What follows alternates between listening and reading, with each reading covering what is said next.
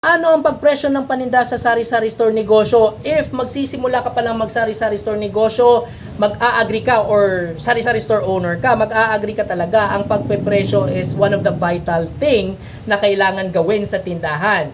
Kasi pag mali yung pagpepresyo mo ng paninda, ang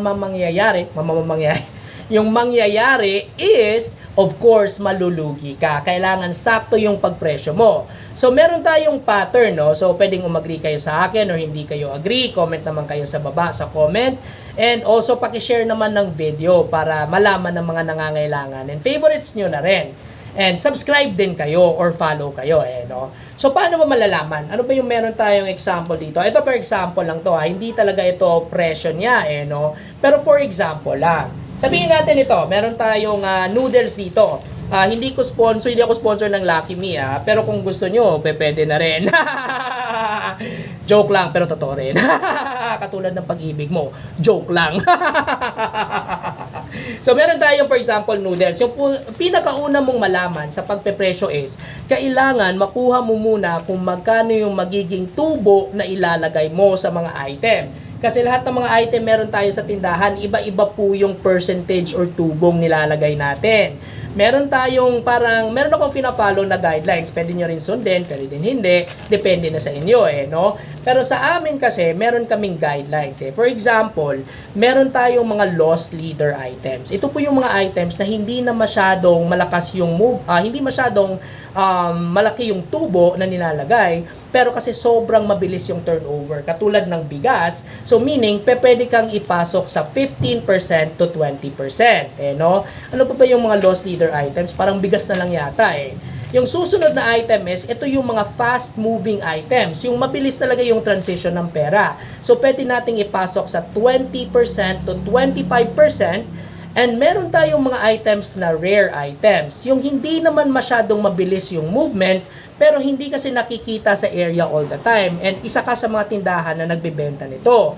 So, pwede kang pumasok sa, pag rare siya sa area, hindi masyadong mahahanap sa area, pwede mong ipasok from 25% up to 35%. And meron din tayong mga items na kayo mismo yung nag-manufacture. For example, meron tayong mga gumagawa ka ng pagkain, sabihin natin empanada, lumpia, cheese stick, siomai, at kung ano-ano pang ikaw yung nagtalaga ikaw yung gumawa. So, pwede mong taasan yung tubo mo. Pwede kang pumasok from 35% up to 60%. Kasi ikaw yung may gawa niyan, So, ano po yung mangyayari? Pag alam mo na, pag nakuha mo na kung magkano yung percentage ng tubo na ipapatong mo sa item, yung unang mong kailangan kunin is kung magkano ba yung cost ng item sa pagbili mo. Galing sa supplier or sa wholesaler. For example, ito.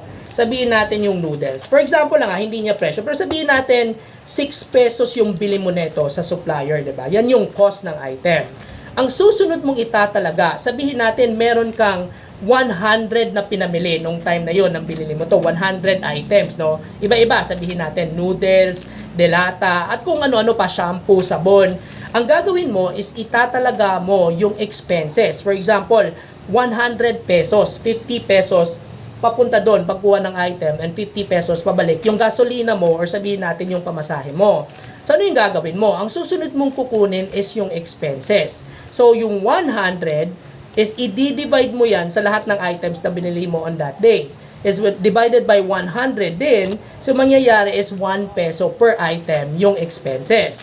So yung gagawin mo is from the 6 pesos na cost plus the expenses na 1 peso, yung total item is 7 pesos na, 'di ba? So, Tito Jats, yan na ba yung presyo? Hindi. Kasi wala pang tubo yan. So, mangyayari is, parang pinabili mo lang ito or pinamigay mo lang ito na ikaw na mismo yung nag-grocery at walang bumalik na pera sa'yo pag 7 pesos lang yung presyo mo. So, ano po yung mangyayari? Ang susunod mong gagawin is ipapasok mo yung tubo. 'Di ba? So, yung tubo, for example, 7 pesos times point, sabihin natin, 20, no? 20%. So, 0.20. So, yung mangyayari is 1.4. So, piso and 40 cents yung andito. So, 1.4. Pag ganyan, pwede mo nang gawin 2 pesos, no? Or 3 pesos yung tubo, depende sa area. Excuse me. So 1.4, ang pwede mong gawin is gawin mo ng 2 pesos, 'di ba? Pero may consideration diyan kasi depende 'yan sa suggested retail price. So kailangan malapit ka diyan and tingnan mo rin yung mga sari-sari store sa area mo and siguraduhin mong hindi ka masyadong mataas sa kanila at hindi ka rin masyadong mababa. So kung ang bintahan nila dito is 10 pesos, then kailangan nasa 10 pesos ka rin or pwede kang bumaba ng konti ng 9. So in this situation, ang ilalagay nating tubo, sabihin natin is 3 pesos, no? For example.